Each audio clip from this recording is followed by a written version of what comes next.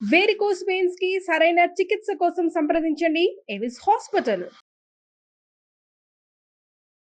మనతో పాటు బ్రహ్మశ్రీ చాగంటి కోటేశ్వరరావు గారు ఉన్నారు. ఆంధ్రప్రదేశ్ ప్రభుత్వం ప్రతిష్టాత్మకమైన సలహాదారు పదవిని అందజేశారు. నమస్కారం. అయ్యా నమస్కారం. మీరు ఇప్పుడు నాయకత్వ లక్షణాలు ఏర్పడటం, రీడర్షిప్ రెండూ ఉన్నాయి మీకు.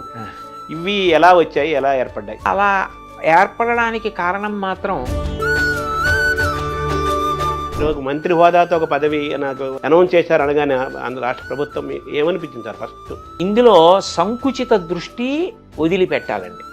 ఎంత వదిలిపెట్టాలి అంటే చాగంటి కోటేశ్వరరావు గారు ఇవాళ ఏదో పదవిని ఆశించి వెళ్ళిపోయాడు.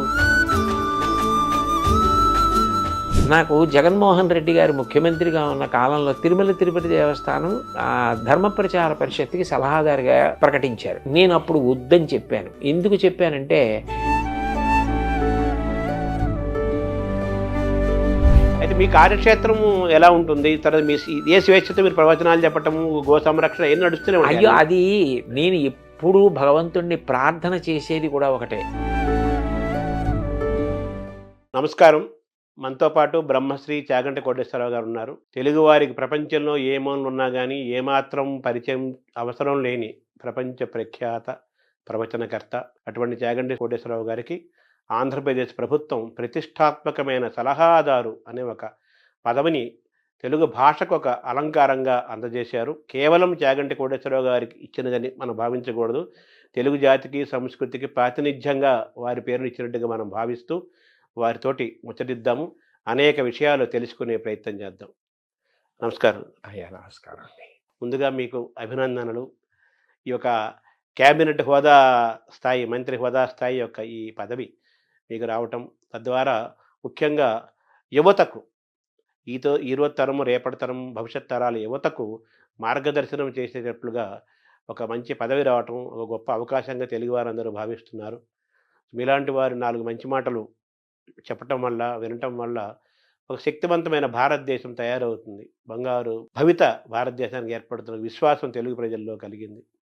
మిమ్మల్ని చూస్తుంటే ఒకప్పుడు స్వామి వివేకానంద ఎంతోమంది యువతను ఆయన చాలా ప్రభావితం చేశారు. వాళ్ళ ఆలోచన విధానాన్ని మార్చారు ఆయన. అలాగే మీరు ఏది మాట్లాడినా కానీ ఒక ఆలోచనాత్మకము, శక్తివంతము, ప్రభావశీలము ఇవన్నీ ఉంటూ అన్ని రకాల వాళ్ళు, అన్ని వయసుల వాళ్ళు, అన్ని రంగాల వారు కూడా మీ ప్రవచనాలకి వాళ్ళు ఆకర్షణగా అవుతున్నారు. వాళ్ళ జీవితంలో కూడా అనేక మార్పులు వస్తున్న సందర్భాన్ని కూడా మనం గమనిస్తున్నాం. ఇటువంటి ఈ పదవి ఒక సరస్వతికి ఆభరణంగానే, మనం శంకరాభరణంలాగా సరస్వతికి ఆభరణంగా దీన్ని భావిస్తూ, మీ పైన స్వామి వివేకానంద ప్రభావం ఏదైనా ఉందా అని నాకు ఎప్పటి నుంచో అడగాలనిపిస్తుంది. అయ్యో, స్వామి వివేకానంద అంటే నాకు విశేషమైనటువంటి భక్తి, గౌరవం అండి. నాకు స్వామి వివేకానంద అంటే అంత గౌరవం ఏర్పడడానికి కారణం, ఆయన సామాన్యమైన మానవుడి యొక్క మౌలిక సమస్యని గుర్తించడంలో సఫలీకృతం అయ్యారు. దానికి పరిష్కారం చెప్పడంలో సఫలీకృతం అయ్యారు. ఏదో అప్పటికప్పుడు కాకతాళీయంగా చెప్పడం కాకుండా ఆయన ఆలోచనల్లో స్పష్టత ఉంటుంది. అందుకే ఇవాళ చెప్పిన ఆలోచన 10 సంవత్సరాల తర్వాత కూడా అదే కొనసాగుతూ ఉంటుంది. శంకర భగవత్పాదుల వాంగ్మయం ఎలా ఉంటుందో వివేకానందుడి ఆలోచన సరళ అలా ఉంటుంది. అందుకే ఆయన బాగా ఆలోచించి ఇది పరిష్కారము అని నమ్మకంతో చెప్పారు అని నాకు దృఢమైన విశ్వాసం. ఆయన మాటలకి నేను అంత ప్రభావితుడయ్యాను. ఆయన పట్ల నాకు అంత భక్తి గౌరవాలు కూడా ఉన్నాయి. మీ బాల్యంలో, యవ్వనంలో మీ పైన బాగా ప్రభావం చూపించిన వాళ్ళు, ఈరోజు మీరింత ఒక గొప్ప వ్యక్తిగా కీర్తి పొందటానికి, ఇంత జ్ఞానాన్ని సంపాదించడానికి ఎటువంటి ప్రేరణ పొందారు? ఎవరెవరు, ఏ ఏ పుస్తకాలు ఏవి మిమ్మల్ని ప్రభావితం చేశాయి? నన్ను ప్రభావితం చేసిన వ్యక్తులు అని చెప్పవలసి వస్తే, మొట్టమొదటి వ్యక్తి మహానుభావులు, ప్రాతస్మరణీయులు శ్రీ శ్రీ శ్రీ చంద్రశేఖరేంద్ర సరస్వతి మహాస్వామి గారు.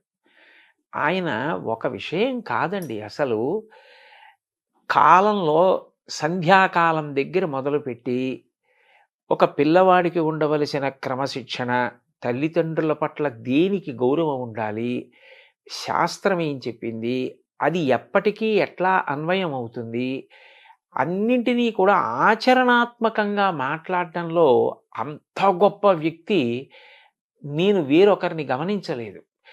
అనేక విషయాలు మాట్లాడతారు. కానీ నేను వ్యక్తిగతంగా గమనించింది ఏంటంటే, చంద్రశేఖరేంద్ర సరస్వతి మహాస్వామి వారు ఒక సామాన్య గృహిణి కర్తవ్యం దగ్గర నుంచి, ఒక మహావిద్వాంసుడి కర్తవ్యం వరకు, సమాజ నిర్మాణంలో పరిపాలకుల దగ్గర నుంచి విద్యార్థుల వరకు ఆయన స్పృశించని విషయాలు లేవు. ఆయన అనుగ్రహ భాషణాలు నన్ను బాగా ప్రభావితుణ్ణి చేశాయి.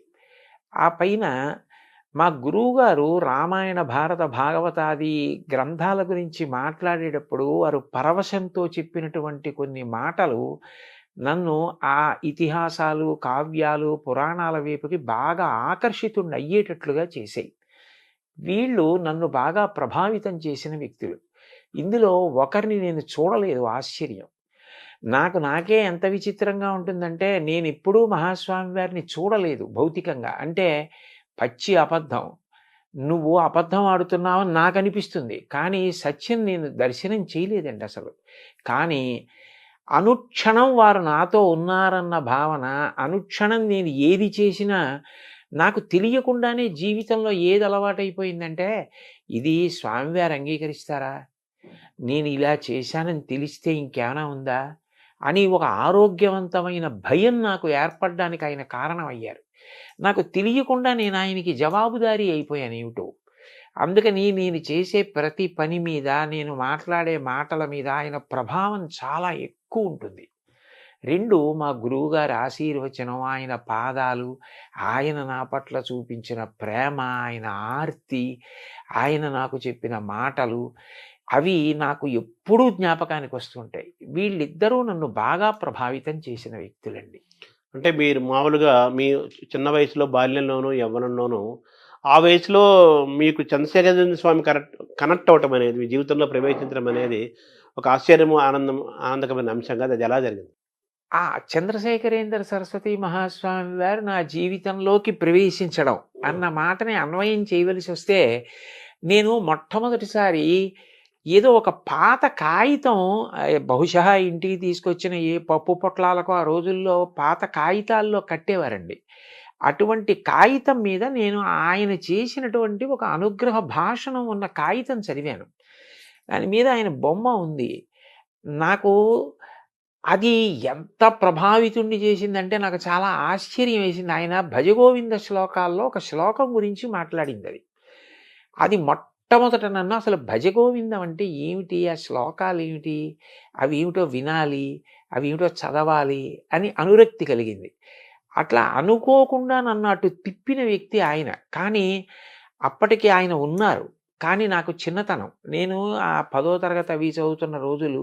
ఆ రోజుల్లో కంచి వెడదాం, కామకోటి పీఠానికి వెడదాం, పీఠాధిపతి దర్శనం చేద్దాం, అటువంటి ఆలోచనలు వచ్చే అవకాశం కాదు.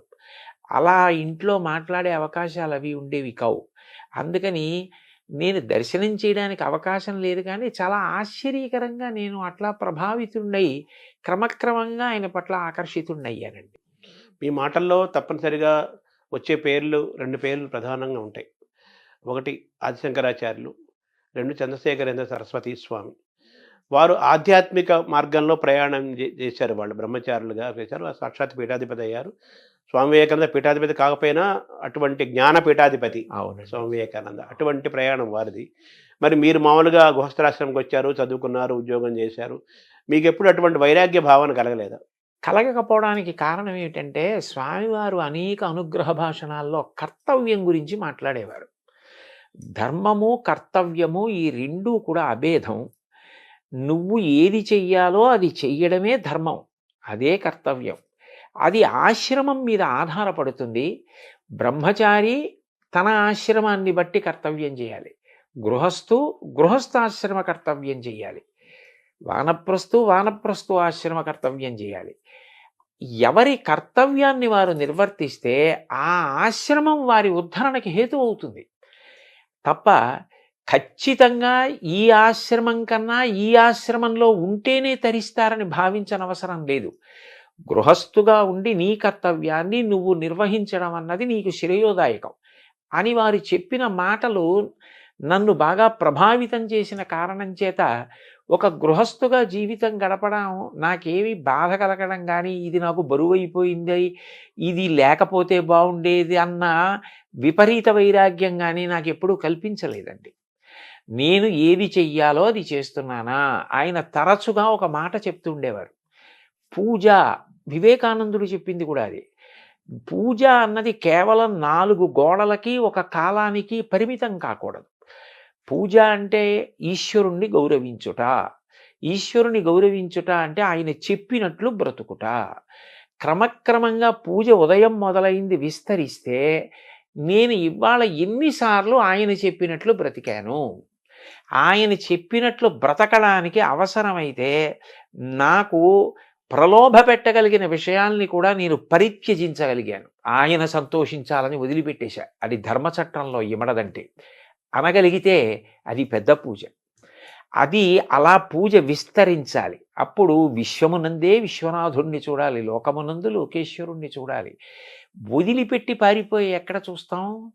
కాబట్టి గృహస్థాశ్రమంలో ఉండి కార్యం నిర్వహించడానికి నాకు ఏ విధమైన ఇబ్బంది కలగకపోవడానికి కారణం ఆయన ప్రబోధమే. అంటే మనం స్వధర్మాన్ని పాటించటము, మనం ఎంచుకున్న రంగంలో దాని యొక్క లోతులు ఎత్తులు చూడటము, అని అందులో త్రికరణ శుద్ధితో దాన్ని సాధించటము అంతేనండి. అనేది ఒక కర్తవ్య బోధం మీకు వాళ్ళ ద్వారా జరిగింది. అంతే అంతే ఈ క్రమంలో మీకు భగవద్గీత శ్రీకృష్ణుడు ప్రవేశించలేదా?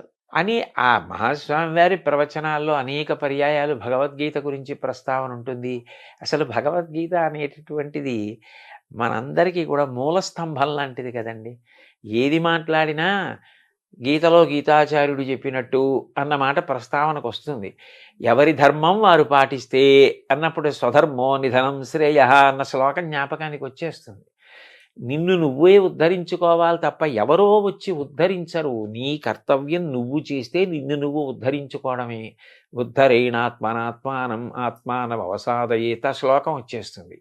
కాబట్టి మహాత్ముల బోధలను పరిశీలించడంలో, అనుష్ఠించడంలో మన ప్రమేయం లేకుండానే గీత కూడా చొచ్చుకుని ప్రవేశిస్తుందండి.